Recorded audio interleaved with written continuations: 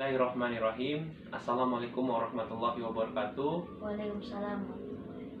Alhamdulillahirabbil alamin. Wassalatu wassalamu ala asyrofil anbiya'i wal mursalin wa ala alihi washabihi ajmain. Amma ba'du. Yang pertama kali dan yang paling utama, kita panjatkan puja-puji syukur kita terhadap Allah Subhanahu wa taala, Tuhan Yang Maha Esa, yang dimana kita masih diberi nikmat iman, nikmat Islam serta nikmat kesehatan sampai kita bisa bertemu kembali dalam mata pelajaran pada kali ini. Dan tidak lupa pula salawat beriringan salam kita hadiahkan kepada baginda Rasulullah Sallallahu Alaihi Wasallam. Semoga kita dapat syafaat di yaumil akhir kelak. Amin amin ya robbal alamin. Apa kabar anak-anak saya sekalian? Baik. Alhamdulillah, semoga kita dalam keadaan sehat walafiat dan dalam lindungan Allah Subhanahu wa taala.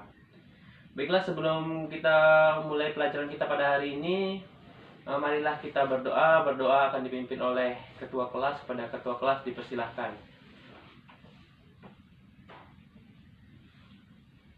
Baiklah, kepada ketua kelas, terima kasih yang telah memimpin doa kita pada hari ini. Sebelum saya mulai kegiatan pelajaran kita pada hari ini, saya akan mengabsen anak-anakku sekalian. Untuk siswa-siswi Bapak, dipersilahkan ketika Bapak manggil namanya, angkat tangannya ya.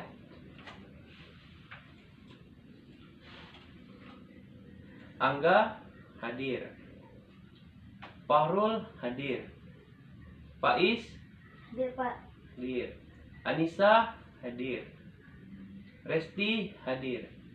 Baiklah, di sini Bapak telah melakukan absen. Di sini Bapak lihat anak-anak Bapak di sini hadir semua. Alhamdulillah kita bisa mengikuti pelajaran pada hari ini. Sebelum kita memulai pelajaran, di sini Bapak akan mengasih tahu apa sih pentingnya itu mengetahui akhlak tercela. Akhlak tercela itu terbagi dua, yaitu pertama ada riya, yang kedua ada nifak. Pentingnya kita mengetahui akhlak tercela dan bagaimana kita cara menghindarinya itu sangat berguna pada kehidupan kita sehari-hari. Dikarenakan ketika kita melakukan akhlak tercela, otomatis akhlak kita itu buruk. Yang paling utama itu adalah akhlak moral, tidak ilmu. Yang paling utama dan yang paling nomor satu itu adalah akhlak kita, moral kita. Moral kita terhadap orang tua, moral kita terhadap guru, moral kita terhadap kawan sebaya kita. Itulah pentingnya kita mempelajari akhlak tercela ini, bagaimana caranya kita menghindari akhlak tercela ini dalam kehidupan sehari-hari kita. Baiklah, untuk sebelum kita masuk pelajaran kita mengenai akhlak tercela, riya dan nifak, di sini Bapak akan melakukan refleksi mata pelajaran yang semalam, materi tentang beriman kepada malaikat. Bapak ulangi, beriman kepada malaikat adalah mengimani keberadaan malaikat sebagai makhluk ciptaan Allah Subhanahu wa taala. Malaikat adalah hal yang gaib, makhluk yang tidak memiliki keistimewaan, nububiyah dan uluhiyah. Meski begitu, Allah Subhanahu wa taala menciptakan malaikat untuk selalu taat kepadanya. Mungkin itu refleksi kita pada hari ini. Bapak harap semoga pelajaran-pelajaran sebelumnya dapat diingat kembali untuk menambah wawasan kita. Baiklah, kita akan masuk pelajaran kita pada hari ini, yaitu mengenai akhlak tercela. Akhlak tercela itu terbagi atas dua, yaitu pertama riya. Riya adalah dalam bahasa Arab artinya memperlihatkan atau memamerkan. Secara istilah, riya yaitu memperlihatkan sesuatu kepada orang lain, baik barang maupun perbuatan baik yang dilakukan dengan maksud orang lain dapat melihatnya dan akhirnya memujinya. Di sini anak-anak apakah sudah paham apa itu riya? Paham. Oke, Bapak ulangi, riya itu bersifat seperti orang yang sombong, orang yang ingin memamerkan barang ataupun perbuatan, yang dimana perbuatan itu ataupun barang itu tujuannya untuk dapat pujian kepada orang lain. Contohnya ini, misalnya Angga memiliki HP baru, diberitahulah si Faiz, aku punya HP baru, mau lihat. Si Angga ini berharap Faiz untuk memujinya, wah Angga ini punya HP baru, HP mahal. itu ibaratnya dia sombong. Sifat itu yang harus kita hindari, anak-anakku sekalian. Sifat itu harus kita hindari, yang harus kita jauhi, dikarenakan Allah paling gak suka dengan orang yang ria, orang yang sombong atas perbuatannya. Contoh kedua, misalnya di sini Nisa rajin sholat, rajin menabung, rajin sedekah. Diberitahukannya lah si Faiz, Faiz, aku rajin menabung, aku rajin sedekah. Dan itu juga termasuk ria, perbuatan baik yang diumbar-umbarkan. Misalnya gini, kalau misalnya kita bersedekah, biarkanlah tangan kanan kita memberi, tetapi tangan kiri kita itu tidak tahu apa yang kita sedekahkan, berapa nominalnya, hanya kita dan Allah semata yang tahu. Yang kedua ada nifaq. Nifaq berasal dari kata nafika al-yabu, artinya lubang hewan sejenis tikus. Lubang ini ada dua, ia bisa masuk ke lubang satu kemudian keluar lewat lubang yang lain. Demikianlah gambaran keadaan orang-orang munafik. Di sini kita ketahui, nifaq adalah orang yang munafik, orang yang bermuka dua, yang dimana dia melakukan perbuatan kebaikan hanya di depan orang lain, tetapi di belakang orang lain dia pasti tidak akan melakukan perbuatan tersebut, ataupun sebaliknya. Dia hanya berharap pujian kepada kawannya, orang tuanya, ataupun gurunya. Itulah bersifat munafik. Ini yang harus kita jauhi, anak-anakku sekalian, sifat-sifat munafik. Ketika kita berbuat kebaikanlah dari luar dan dalam. Kita berbuat baik di depan orang lain, dan kita berbuat baik juga di belakang orang lain. Jangan sampai kita berbuat baik tetapi hanya di depan orang lain dan mengharapkan pujian. Yang kedua itu, nifaq itu terbagi atas dua. Yang pertama itu nifaq i'tiqad. Nifaq i'tiqad adalah suatu bentuk perbuatan yang menyatakan beriman kepada Allah Subhanahu wa Ta'ala, sedangkan dalam hatinya tidak keimanan.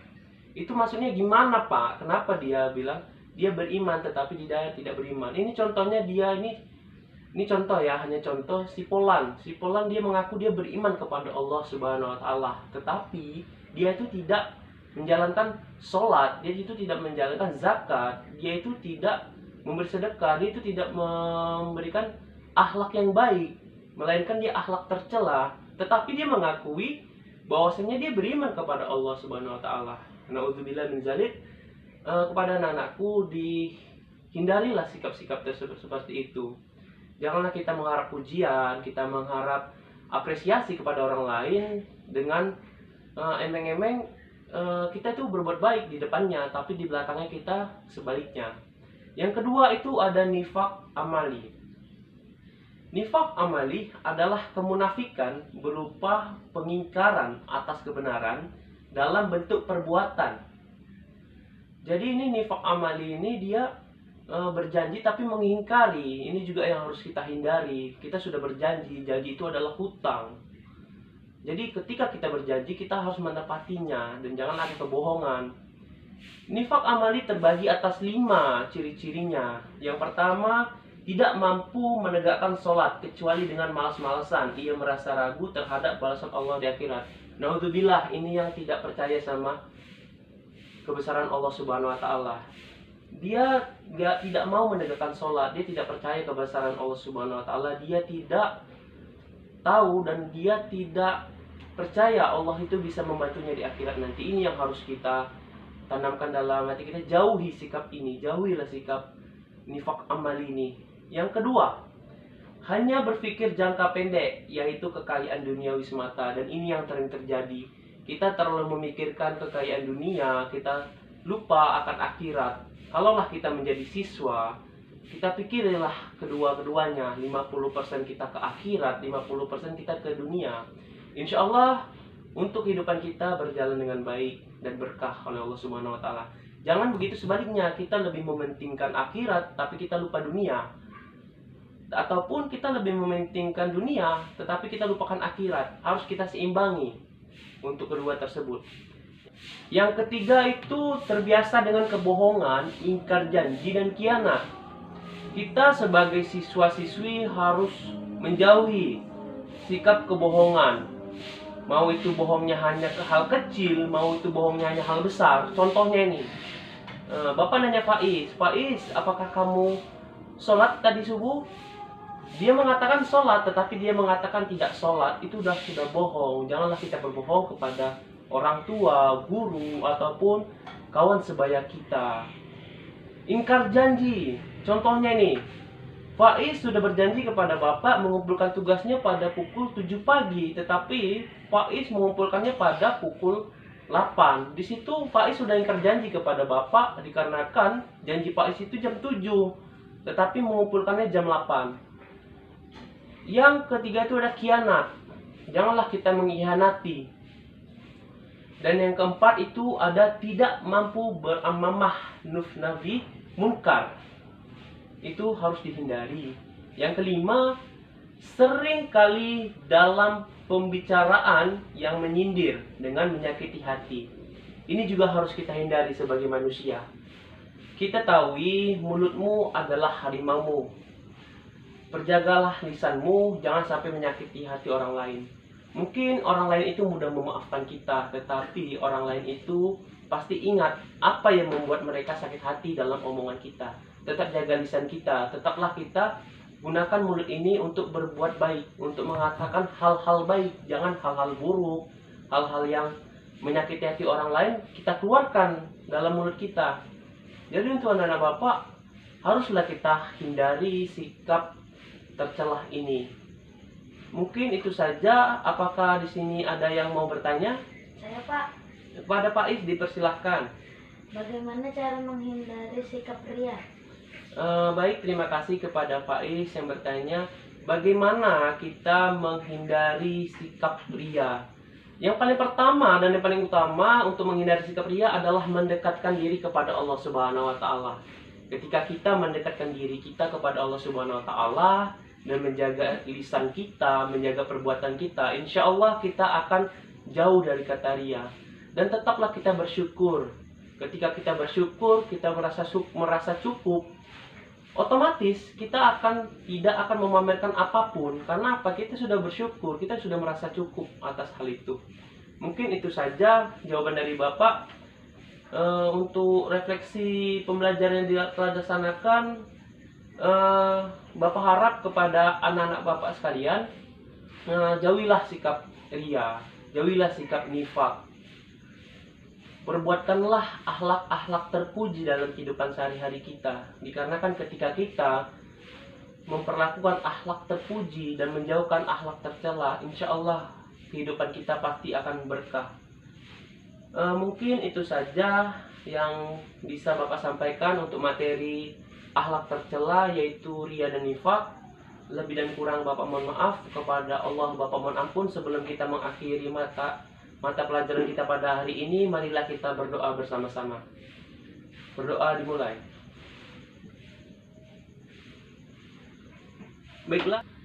Baiklah, mungkin itu saja yang bisa Bapak sampaikan. Lebih dan kurang Bapak mohon maaf. Kepada Allah Bapak mohon ampun. Assalamualaikum warahmatullahi wabarakatuh. Waalaikumsalam warahmatullahi wabarakatuh.